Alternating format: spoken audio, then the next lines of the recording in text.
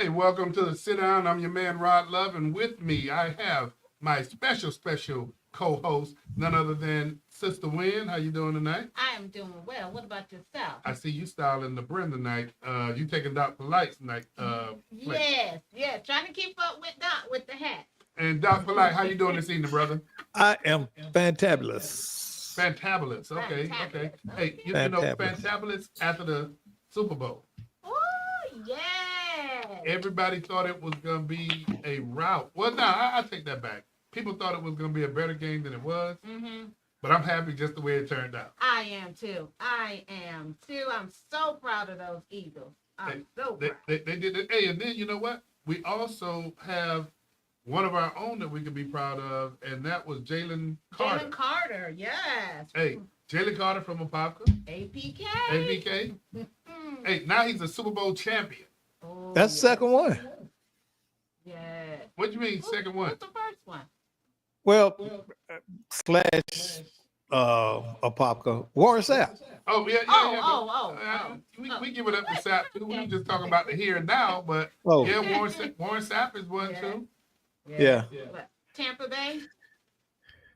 Was he in Yeah, Tampa Bay? yeah, he was in Yeah, Tampa Bay.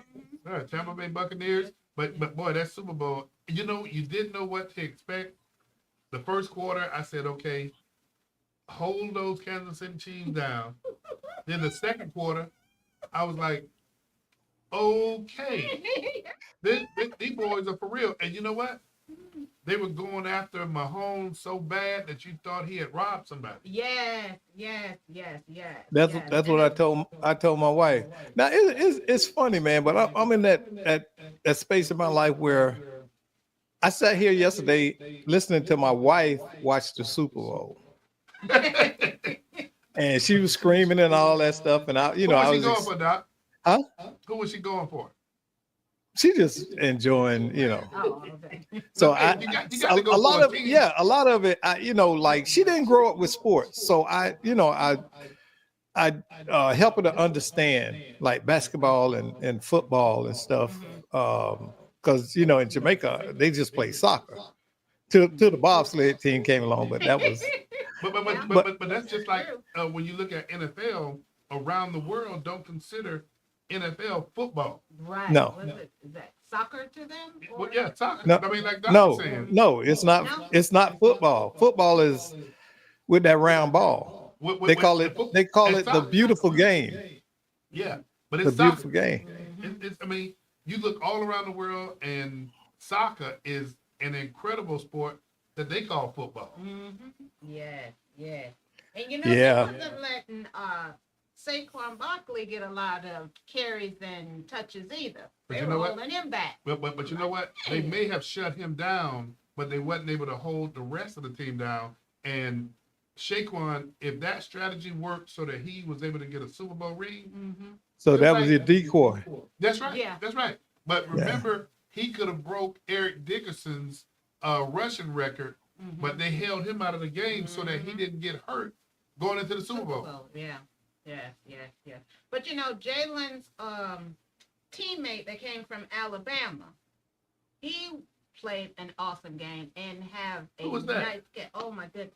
I call him a little skinny man, but What position? What position he played? I want to say wide receiver. Oh yeah, I Wide mean receiver, tall, skinny one. they were catching everything that was thrown in the vicinity. Yes. I think they had glue on them gloves. I'm glad they did. Cause some stick 'em. That's what I'm saying. Doc, what you know about that, Doc? I played a little bit.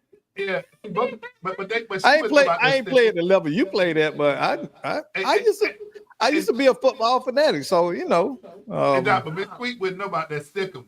No, Yeah. I wouldn't know about that All one. you had to do is hold your hand out there and throw the football, and that and it stickum. stick. It's illegal to have it, but people would find a way to get it on their hand. This was before everybody started wearing gloves, Yeah, and they would have it. So if they touched the ball, it stuck to it. that's tough. You're right. So, Hey. but that's illegal in the game, It's days to get it off your hands, man. Hey, but speaking of that, and once again, congratulations to the Philadelphia Eagles. And also, Kansas worked hard to get there, but Mhm. some of what's taking place with Kansas right now is all of the breaks that they got throughout the season. I mean, Yes. if you're a Kansas City Chiefs fan, don't hate me for this, but Well, I'm just speaking the truth.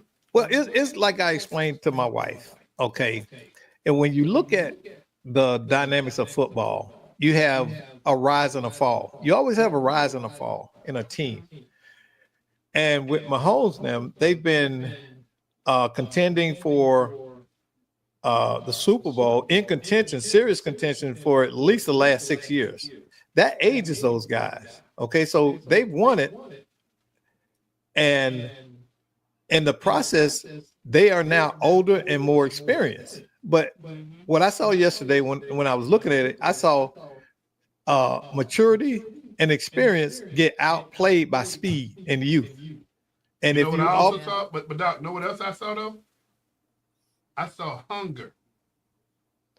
well, young cats tend to be hungry. Yeah, they really do. That will drive it. They really Yeah, do. and nothing against any of them, but they just were in two different places. You know, Mahomes them they played based on what they knew. Right. Okay, the Eagles played on what they wanted. Mhm. They wanted it that bad, It's so a they battle. threw everything. They threw all their skills, their speed. They threw everything they could at these veterans who, by knowledge, uh, could beat them, even though they were younger. I bet you if you look at the team, the average age of the teams, they're very different.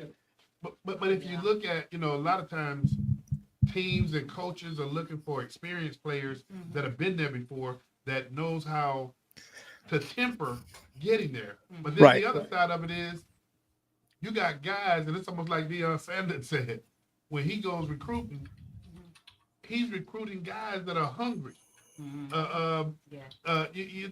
Dr. Nelson kind of said it best. I was up watching his son play basketball, and Dr. Nelson said, you know, his son loves putting on the jersey, Mhm. but the other teams that come and they come from all these humble beginnings, those kids playing to get out of the hood. Yeah. There's a difference. There And is. so, There is. yeah, none of those guys that played in the Super Bowl last night are living in no hood. But what I'm saying is, Philadelphia Eagles, they were hungry to get to a place that either they've never been or they haven't been there in a long time. I don't remember, Doc, when the last time the Eagles been to the Super Bowl. Actually, was it a couple few of years years ago. ago? Yeah, Yes. because they were playing Yeah. Kansas City. And Kansas City ended up taking, and I was hurt then. That should have been us back then, but that's okay. We got it now. Well, no three-peat. No three-peat. Yeah. Yep, that's out the window. Yep. But think about it. Look at how they've dominated. They really have. But look at how they made Mahomes run for his life last night. I Yeah, think they stacked them twice in a row one time. Yes. Yeah, every time I went in the great room and walked through, and he was up on the screen. He was running for his life. Running for his life. Running for his life. Yeah, we got all this technology. If I just go ahead and say, "Hey Google, how many times did Kevin Mahomes get sacked last night?" That'll tell you my Google's not working.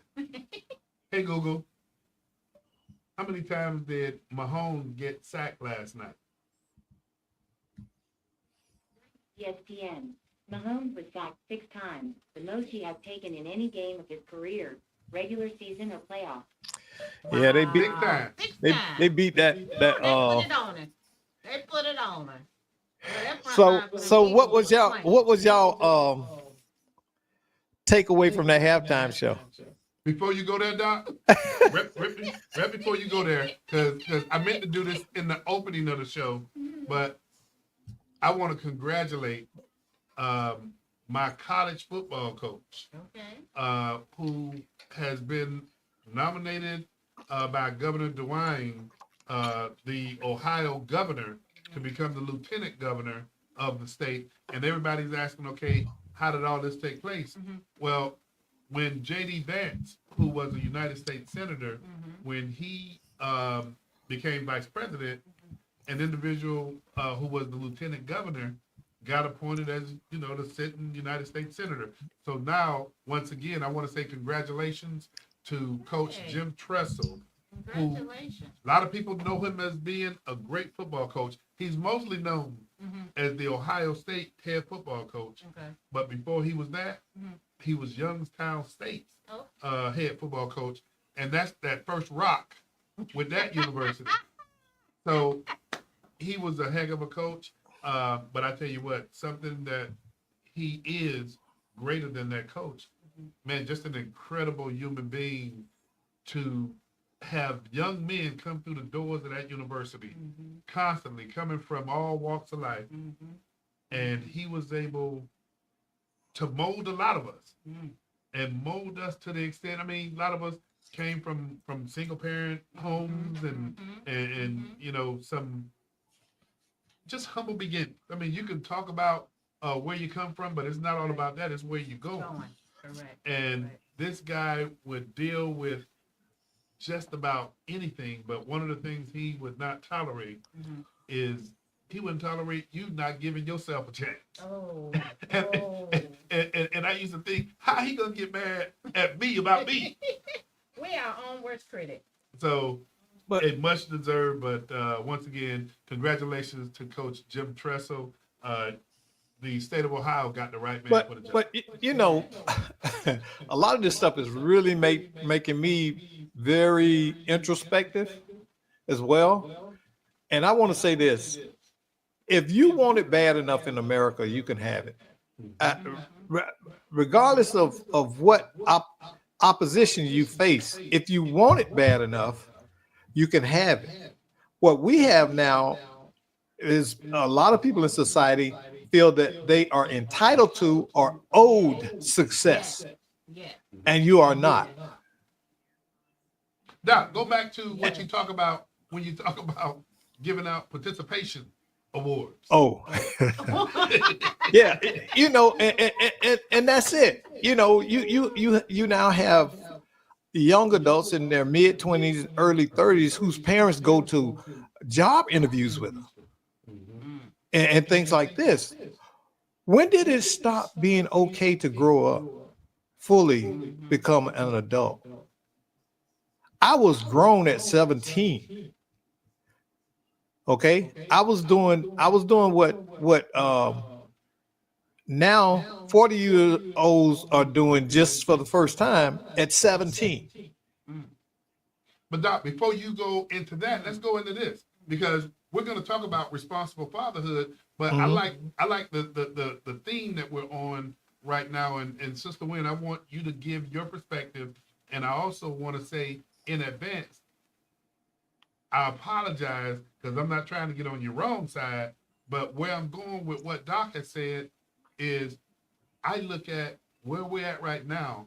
And unfortunately, we're at a point in our history where you see more single parent homes, and the head of the household, particularly in the Black community, is a Black female. Yep. And one of the things that I see that is very problematic and crippling is Black women continuing a level of nurturing boys that become men to the point that it cripples them as men. Yes. Yes. Yes. It's, I mean, with the son, you do nurture, but it comes to a point where you're providing the love to be that man. That's when you need to turn to your husband. Ooh, or some. Oh, okay. Now you said something like that. You say you are providing love, right? Yes. If you love your child, you structure discipline to shape him for success. By allowing him to be to get away with things, not be held accountable, you are not loving him. No, You're I'm- enabling him Oh, to okay. become no, not you. And yeah, because sweet. Don't take this. It's not personal. I'm sorry. Because, see, I know your husband, and Alvin not tolerating that. Alvin know how to put his foot down. But I'm saying this Go ahead. No, go ahead. I have seen single moms try to discipline and say, hey, there's going to be consequences for your action. But that child is to a stage now, to a point where what she's saying doesn't even matter. Mm-hmm. It's like in one ear and out the other. And you sit back and you be You know like, why? Did No boundaries. See, when he was 6 and cussing, you thought that, oh, JJ out there, DJ, man, JJ just cussed that nigga out. Yeah. Or what? Excuse me for that. But you can't wait till they're 13. Right. It's like trying to dig the tree up that done grew up in the middle of your living room. Right. You should have cut that out when you saw it spring up like a weed. Yeah, you are absolutely correct. You should have cut it then. Yep. And you should have For instilled. those of you who are watching the sit down, we welcome you to join the conversation. You can dial in and let us know your perspective. That phone number is area code 407-921-6195. Once again, join the conversation because we don't have all the answers, and I'm certain that some of the answers that you have out there definitely contribute to this conversation. Yeah. But that phone number, once again, is area code 407-921-6195. I'm sorry. It's like this for me. I was raised by a mom that demanded respect and had an expectation of how I was to behave. Do you know I never cussed in front of my mom? I think she heard me, but she walked into the situation. She heard me one time in all of my life. And that's how much reverence and respect I had for her. That I never cursed at her or raised my voice or anything. When she started fussing at me when I was an adult, I said, oh, time to go home, and I'd leave. So Doc, though, I mean, just laying it out there because I wanted to put it out there, and Miss Wynn, it wasn't even apples to apples with setting this up with you because I know your husband, Alvin. When I say I know, and I know all your children too, so I know Alvin know how to put his foot down. But from a perspective where you have single moms in the home, I see that, and don't get it wrong. My mom was a single mother, and she put her foot down, put the broomstick down, everything. We understood. Yeah, she laid it down, but that's a difference from what I'm seeing now. But wait, because you saying something to Miss Quee, but her dynamic is different. She's got what? The man in the home. Correct. Yeah. Okay, so his presence alters the behavior in that whole house. Okay, what about the father? Okay, but now that's not in the home, but he's still critical in the child's life, or the ones who are not present in their children's lives. What a detriment that makes. And what we're doing is we're rolling this all up as it relates to responsible fatherhood, and we talked about before the evolution of being a responsible father and evolving to be that dad. You know, anybody can be a father. Correct.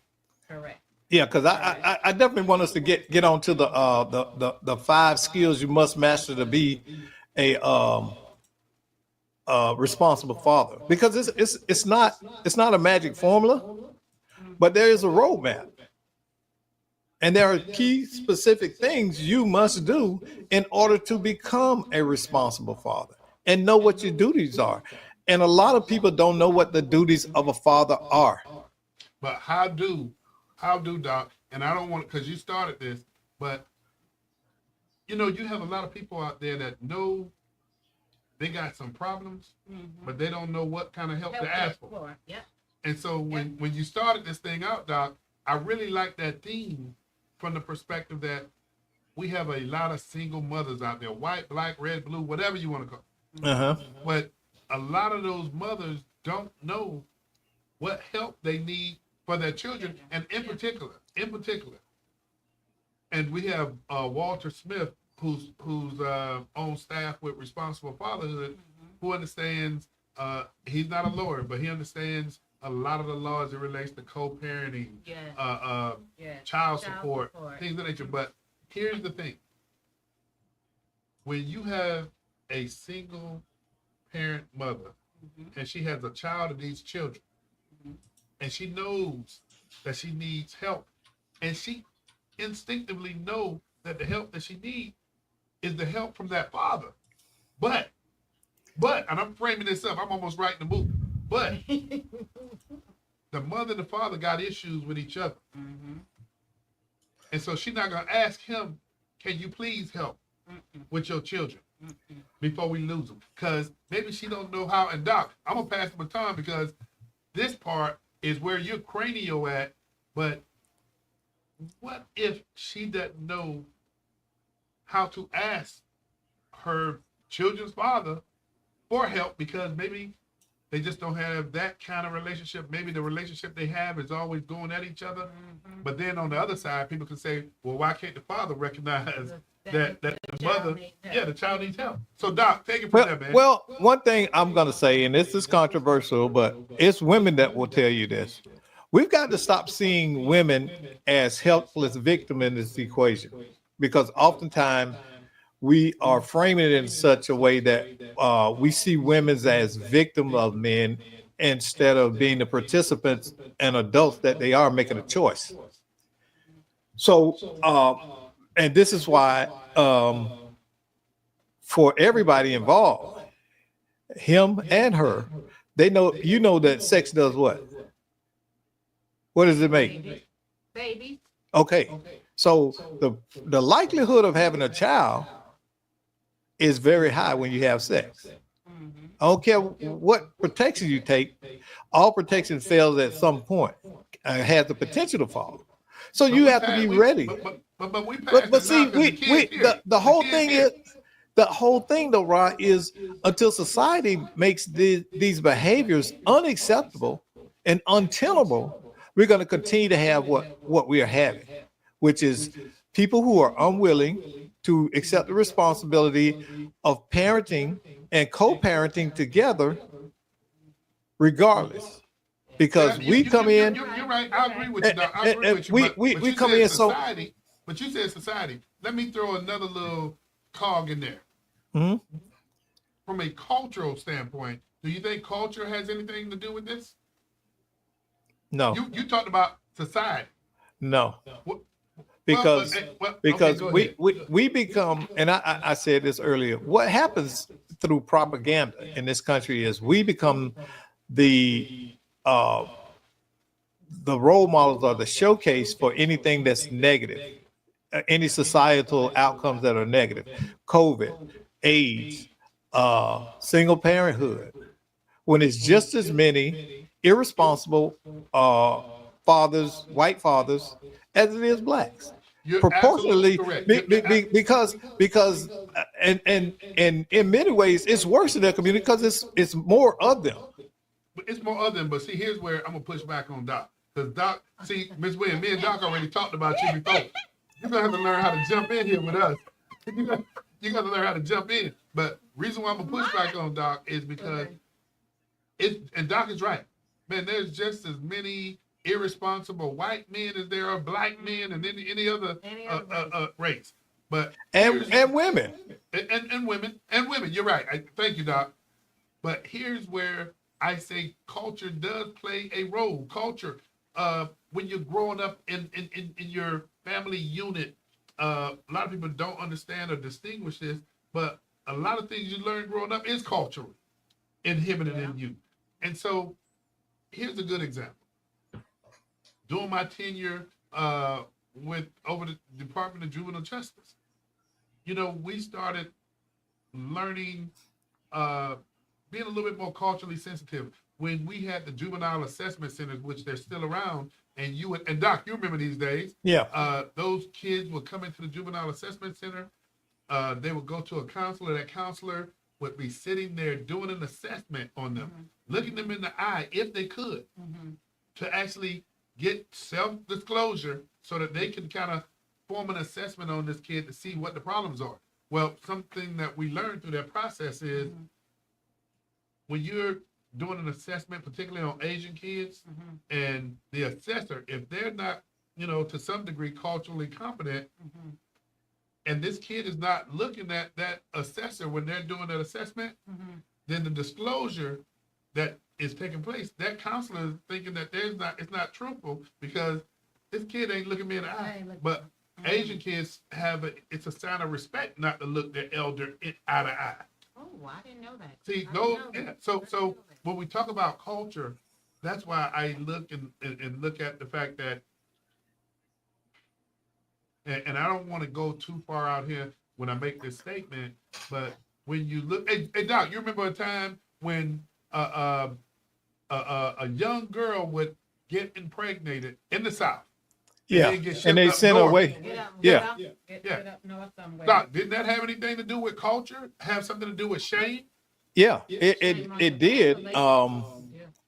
In fact, recently there was a story in the news about a pastor that drugged this young lady in front of the congregation. Congregation, yes. I heard and that. and attempted to shame her. Yes. And people from the outside start protesting this church because they were saying he did not do this to the young man that was involved as well. Why wasn't he there? And that's what it is. We cannot see, that's the problem with having theology as your government too, because religion is a bully the way that most people practice it. It's not helpful. The way that most people act in their religion is not conducive to really helping anybody, because a lot of people become judge, jury, and executioner, and they are just as guilty, sometimes even more guilty than the person that they persecute. So you have to be careful with that kind of stuff. And here it was, some things came to light about other people in the church that weren't subjected to the same treatment that this young lady was. And we can't listen. Boys and girls have been getting together since time immemorial. Okay.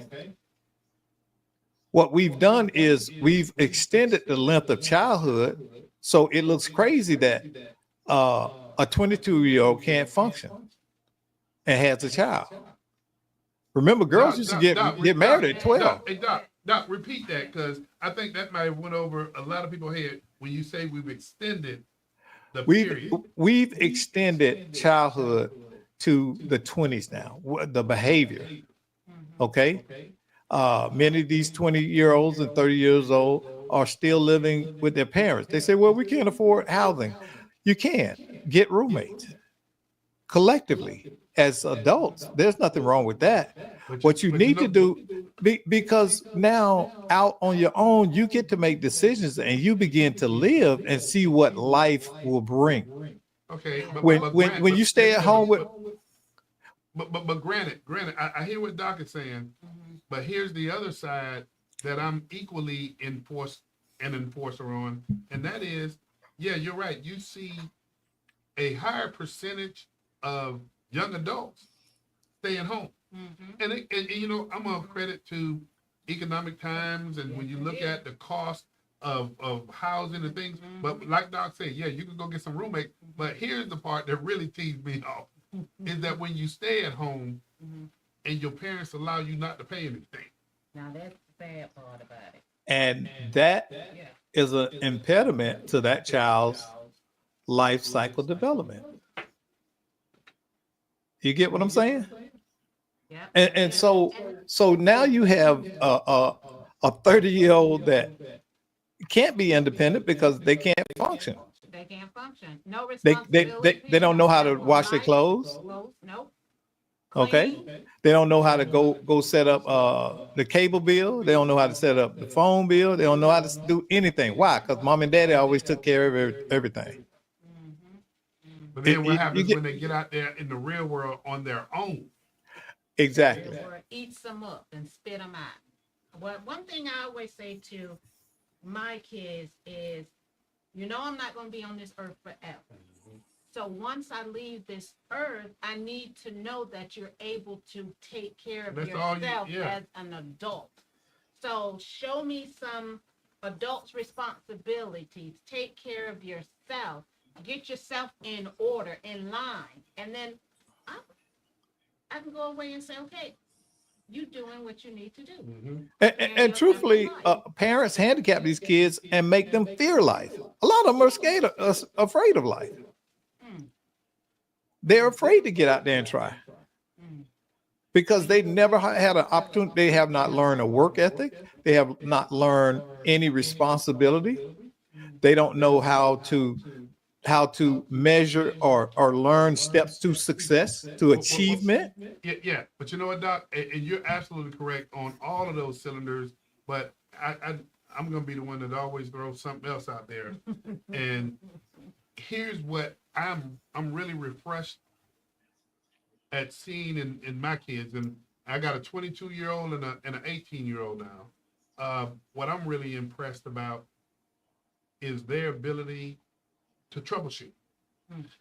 Things take place now in my household, and rather than me doing like I always do, and you know, some folk, yeah, I'm the protector, I'm the guardian, but I start realizing these two girls, because like you say, I ain't gonna be here forever.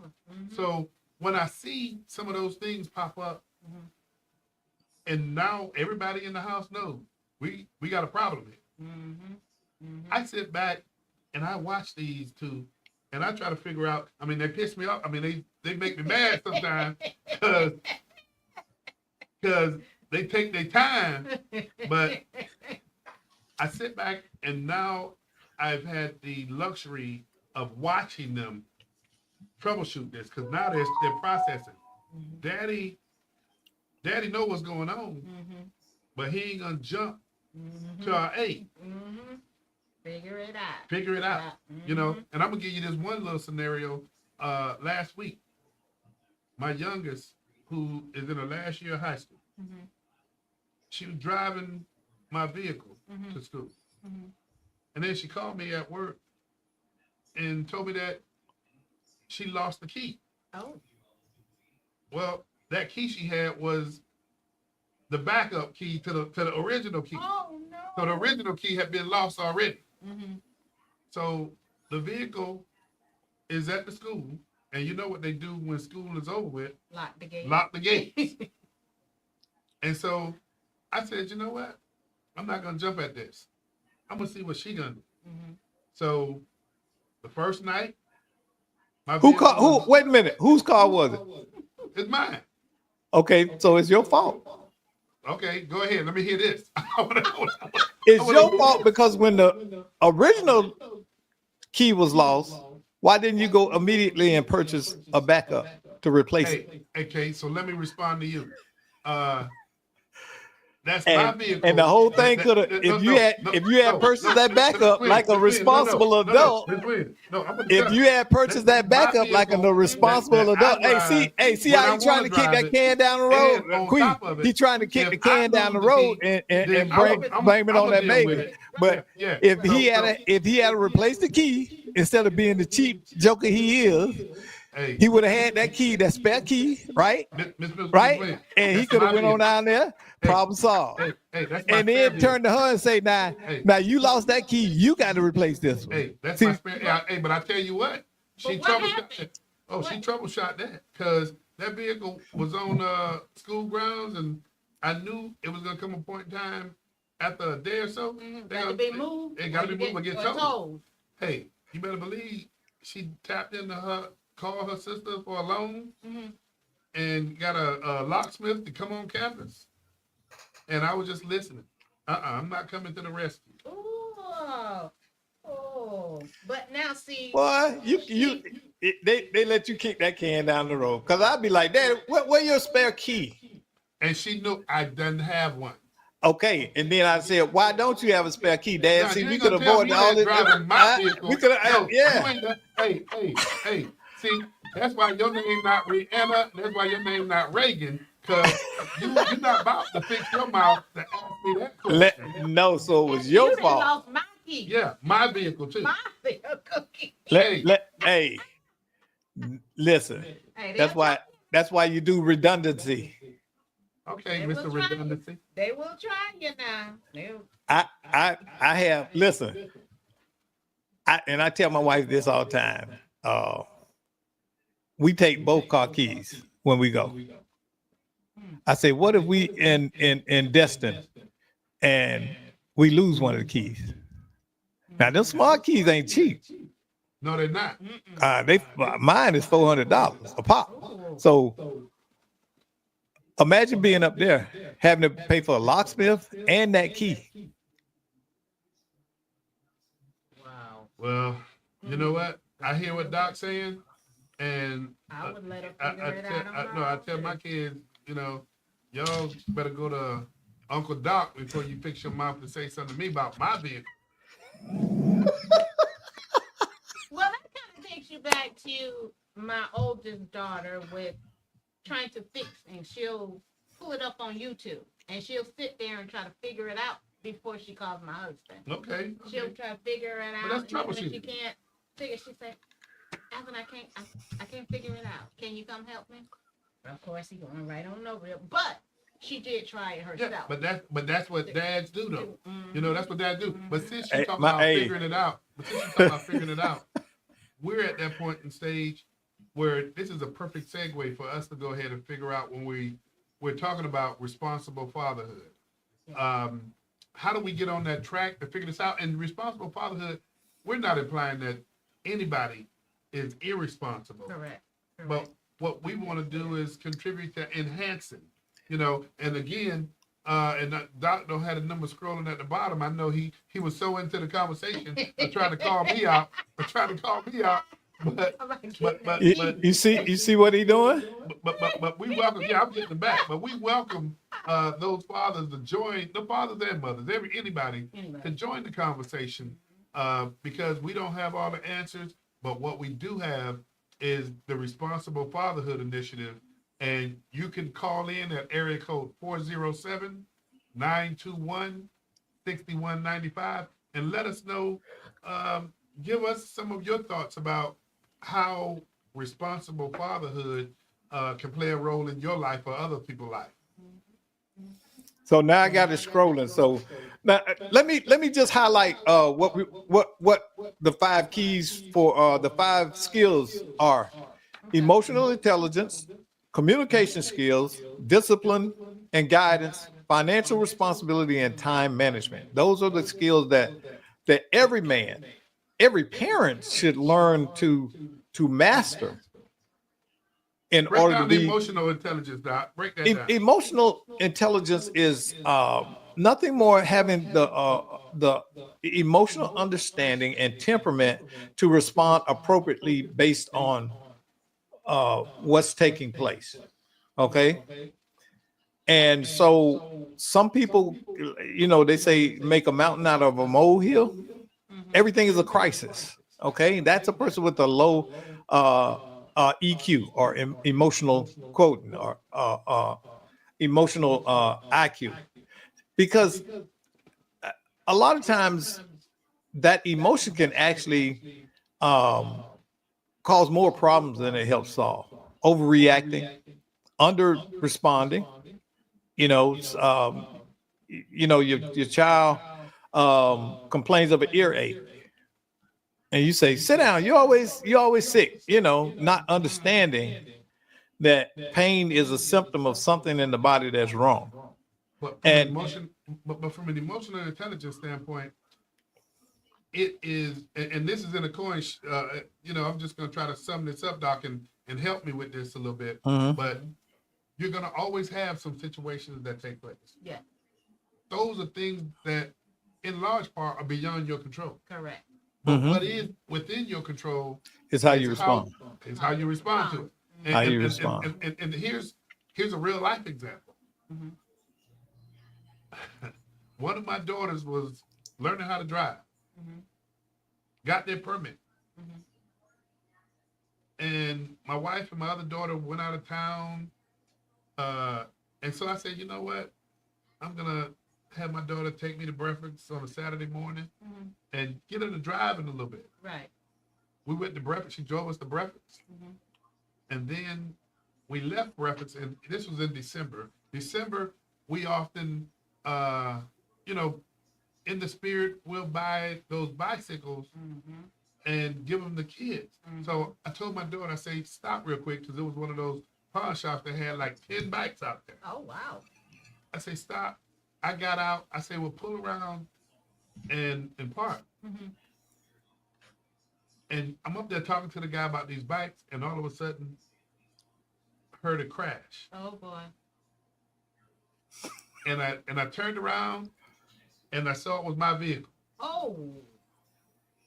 Well, after I ran to the truck and realized my daughter was fine, the thing that struck me the most is this situation has occurred. There's nothing I can do about it.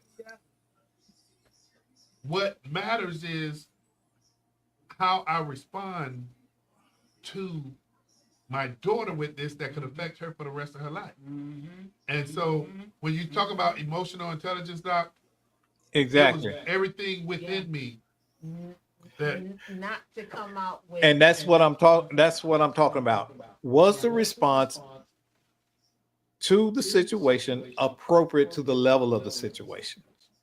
Because see, it's parents that would have rushed over, cussed their child out, Yes. and told them, you know, you're so stupid. How could you do something like that? And you know, and just went on and on. And then they would have constantly hounded that child after that.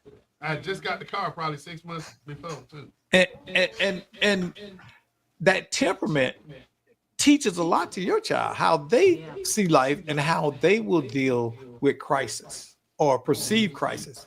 Because in the grand scheme of things, a lot of this stuff that we encounter You can and get- blow up over, Yeah. it ain't even worth it. It doesn't matter. Yeah. Because I can tell you right now, can't any of us think of anything we were mad about in 1981,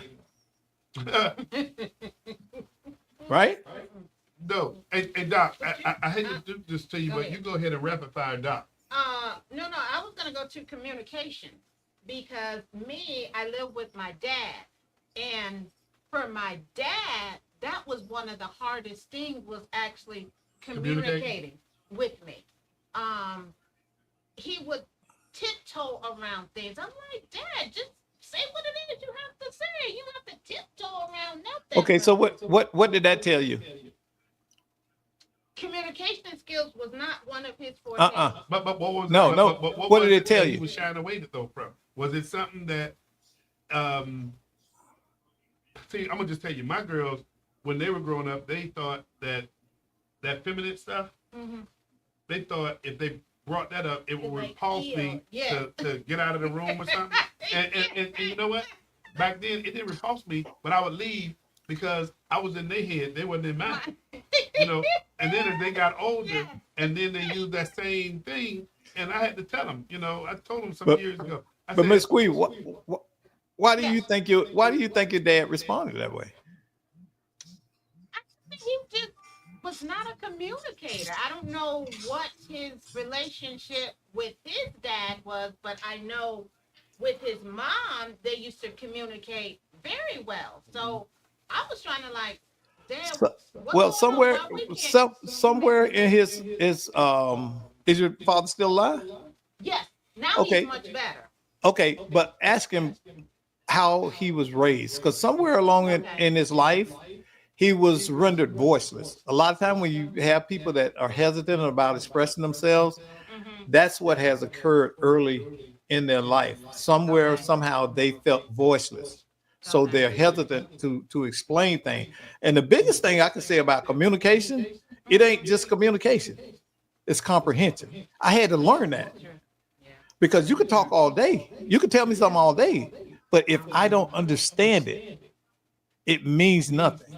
So Doc, to that point, and we're gonna go a little bit longer tonight, but to that point is, and I learned this through ACEs, ACE, adverse childhood experiences. Right. When we often see what people do, Mm-hmm. we always think to ourselves, why did you do that? Mm-hmm. Instead of thinking, what happened to you To make you do do. something like Right. that? Yeah. Right. Well, that's because we rely on whimsical and anecdotal knowledge, and that's cultural. You know, we pass down these beliefs around certain things, and they are not rooted in fact. They're rooted in our belief. You know, it's sort of like the story about the ham and the pot. You know, everybody in the family had learned to cut the ends off the ham, and they asked the grandmother, "Why do we cut the ends off the ham before we put it in the oven?" And she said, "Child, I just cut it off because it wouldn't fit in the pot I had." But the family had learned to cut the ends off the ham, and they just did it generation to generation without thinking about it. And many, When this there is was- yeah. When that's there why was I logical say, explanation. Yeah. yeah, and that's why I often say that tradition can be a big prison. It can trap you doing stuff that you don't, that's not even necessary. It can give you beliefs that's not even true. But because it's tradition, and Big Mama taught me that, I'm not willing to let go of it. remedies. Yeah. Yeah. Those old remedies things. So with that being the case, and Doc, that's a good example, and I like how you brought that in because we can bring this in for Atlantic. But if tradition, and I hate to say this, but if tradition has been to where if things don't work out, my communication skills are not going to be beneficial to me because we're not going to communicate in the best interest of the child, and there's going to be a whole lot of other things that we don't do that's going to be habit forming, if you would. Yeah. So when it's habit forming, and you see that your father is not participatory or being responsible in your life, what do you do when you have children? You have children, yeah. Yeah. Because it's been the opposite for me, though. And you would be surprised how much going back and doing it's called a biopsychosocial. And what you're trying to discover is what key social events happen in this person's life to give them the beliefs and the behaviors that drive them now. See, because we all respond to what we have encountered. Right. You know, when things are painful for us, we work hard to avoid them. When things have been successful, we want to replicate them. Even to the point where sometimes we get stuck replicating something that was successful but no longer is. This is how people get stuck, you know, and our preferences are based on what we've had success for. That's why some guys they might like women with wavy hair. Why? Because the success when they started dating was women with or girls with wavy hair. Habit forming. Yeah, it's habit forming. You do what works. But you know, on one note, I can say about my dad, and this may seem a little cliche, but my dad taught me how to tie a tie. I'm hearing more women talk about that. Because I used to see him get dressed with ties, and I say, "Could you teach me how to tie a tie?" And he was like, "For what?" I was like, "I just want to learn, Dad. I might want to wear a tie one day, or I might get married and have to teach my husband how to tie a tie." And I mean, And it's a lot of guys out there can't tie a tie. You are absolutely correct. And you know how I learned? You know how I learned how to tie a tie? How? In college, playing football with other guys. Really? There were guys that were on the team that were like brought up in the church, and the Peterson brothers.